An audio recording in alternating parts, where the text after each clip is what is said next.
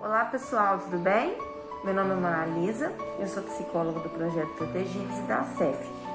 Como nós já viemos falando no decorrer do mês de setembro, esse mês é o mês da conscientização e da prevenção, acerca do suicídio. E também nós estamos tendo um foco em falar sobre a valorização da vida, Quando a gente previne, quando a gente traz esse assunto, a prevenção em relação ao suicídio, a gente automaticamente também já está falando sobre a valorização da vida. E esse assunto, ele acaba sendo um assunto um pouco complexo de se falar, porque muitas pessoas não sentem conforto, não se sentem confortáveis em falar sobre o suicídio, Tanto quanto pessoas que já vivenciaram, que já perderam algum ente querido, ou assim, até mesmo aquelas pessoas que já pensaram em suicídio. Só que para a gente conseguir trabalhar isso, a gente precisa falar sobre o assunto, Ainda é um tabu falar sobre suicídio, falar sobre prevenção, porque para falar sobre prevenção, a gente também precisa falar sobre os cuidados que precisamos ter, sobre a atenção que a gente precisa ter com as pessoas ao nosso redor, Porque muitas pessoas estão com ideação suicida. Ideação suicida, gente, é o desejo, pensamentos suicidas, Pensamentos de tirar a própria vida. Isso a gente chama de ideação suicida, é a ideia de suicidar-se. Então, como muitas pessoas não relatam isso, é importante que estejamos atentos também a alguns sinais que as pessoas podem dar, Tem gente que menciona algumas frases, tipo, essa vida não vale mais a pena, vocês viveriam melhor sem mim, Então, esse tipo de coisa deve nos chamar um pouco de atenção, ok?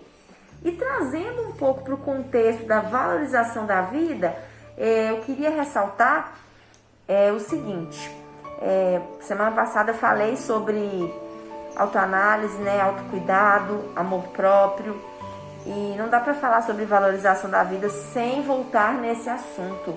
Como andam as suas emoções, Como você tem se cuidado?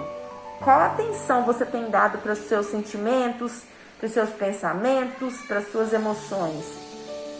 Nós somos o nosso principal habitat, nós somos a nossa principal casa, Então, se essa casa estiver desorganizada, e se aqui estiver tudo desorganizado, as coisas não vão funcionar bem.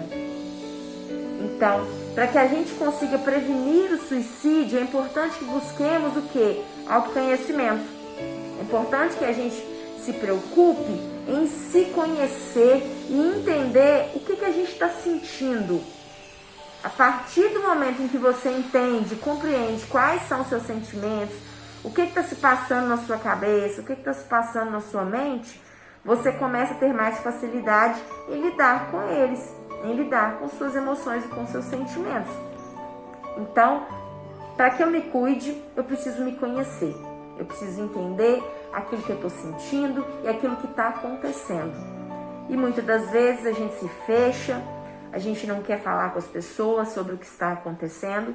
E na condição de prevenção do suicídio também é importante ressaltar que precisamos pedir ajuda quando necessário, Quando a gente pede ajuda, a gente reconhece uma condição de fragilidade e de vulnerabilidade. E os seres humanos, eles têm muita dificuldade nisso. A gente quer estar sempre bem, a gente quer estar sempre bem disposto, bem de saúde. Ninguém quer adoecer, ninguém quer, incomodar as outras pessoas. Mas às vezes vai ser necessário buscar essa ajuda, às vezes vai ser necessário reconhecer que a gente não está bem. E nem todo dia a gente vai se sentir bem e está tudo bem. O importante é o quê? Eu entender o que está acontecendo, eu entender o que eu estou sentindo e trabalhar para quê? Para melhorar essa condição. A questão é toda essa, sair dessa questão. Eu entendo o meu problema, ok, eu tenho um problema, então o que eu vou fazer com esse problema agora? Eu vou tentar solucionar. E se eu não dou conta de fazer isso sozinho, eu vou buscar ajuda, seja de um parente, seja de um familiar, ou seja até mesmo de um profissional, que possa me ajudar, que possa me auxiliar nesse processo de cura, de melhora. Não vamos falar cura, mas um processo de melhora, né? Então, gente, isso eu queria deixar para vocês. Cuide de si mesmo, cuide da sua saúde física e emocional. A gente fala muito sobre saúde física, sobre dores no corpo, dor de cabeça, né? Quando a gente sente dor, a gente procura um médico. Então, por que se eu não estou me sentindo bem emocionalmente, eu não posso procurar um psicólogo ou eu não posso procurar um profissional da área da saúde mental? Qual o problema nisso? A gente entende que algumas pessoas têm dificuldade, porque ainda existem preconceitos, mas precisamos repensar esses valores e esses preconceitos e cuidar da nossa saúde mental. Tá bom, gente? Obrigada pela atenção de todos e até a próxima. Tchau!